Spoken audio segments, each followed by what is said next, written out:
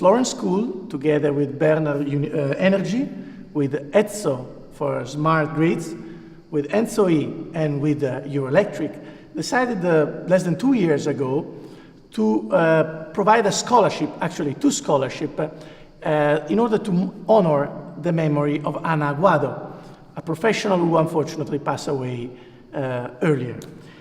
And so we decided to award this scholarship to attend the summer school on the regulation of energy utilities that every year the school organizes in Florence in June.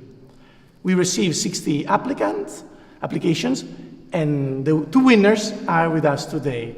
Geraldine De Decker from Belgium and Andres Souza from Mexico. Thank you for joining us today and for this interesting program. Thank you for the opportunity. Why did you apply, first of all, why did you find interest in apply to this program? So I already have 2 masters, but I have never worked in the industry. So for me, that was a perfect opportunity to get more knowledge about the regulation of the energy system in Europe by not sitting another year at university, and at the same time really diving into the industry and meeting a lot of professionals from the field, speakers, but also the other students that are here. And you, Andres? Well, in my case, I recently started to work in the EU energy policy sector, specifically for renewables.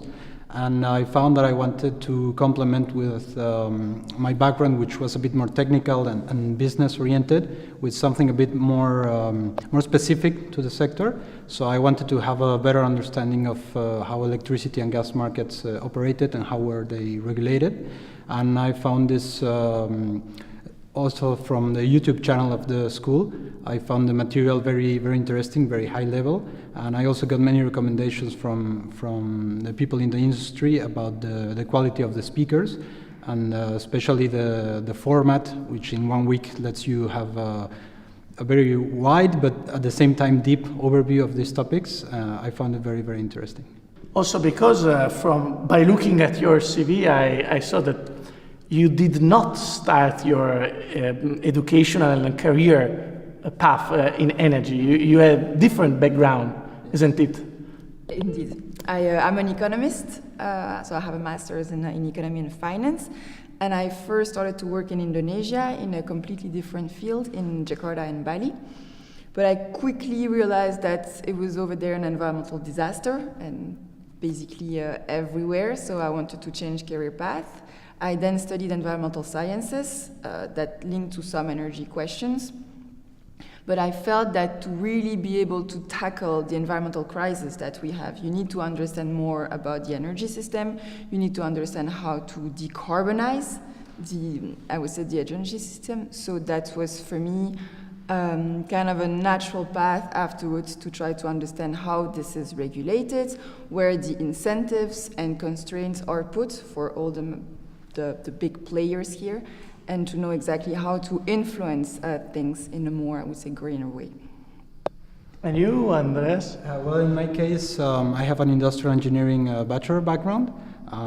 This gave me a very interesting set of tools and a framework to know how to solve problems. But I realized that I needed to put that into a specific use or to solve a specific need. And I started to look at what we are doing and not doing, especially in Mexico in terms of energy and environment. And it led me to follow my studies in Europe in energy and environmental engineering and management.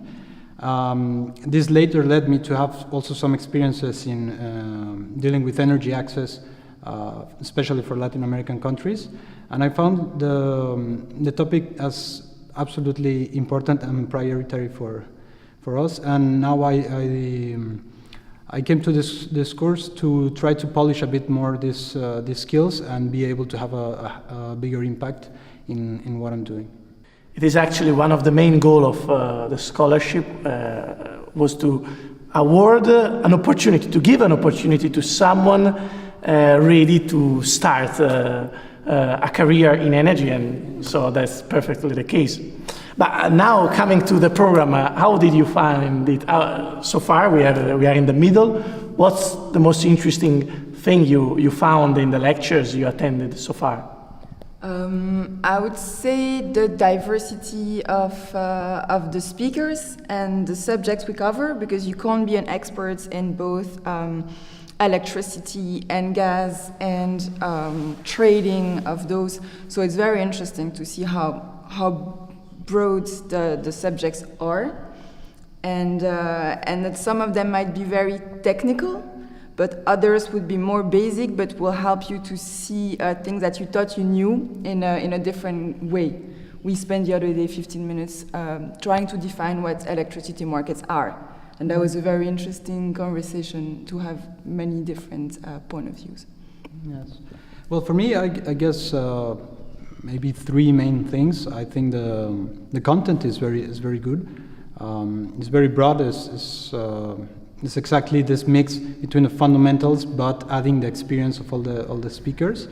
Again, the knowledge of the instructors lets you save a lot of time by not only understanding the concepts, but taking the best practices, the watch outs, what are the things that works best in every context, and also the possibility to interact with them.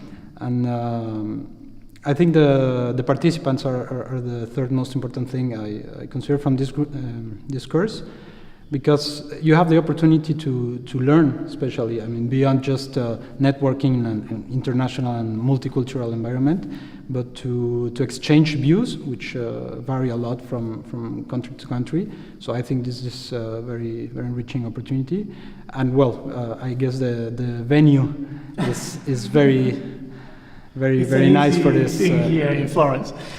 Just one thing, I think it's interesting also because there is a lack of women in the energy sector. Yes. But almost, I would say 50% of the women. participants are women. So Things are changing. yes. I'm glad to hear this positive feedback from you. I thank you for joining me very much. in this interview, and I wish you good luck with your future life. Thank you very much.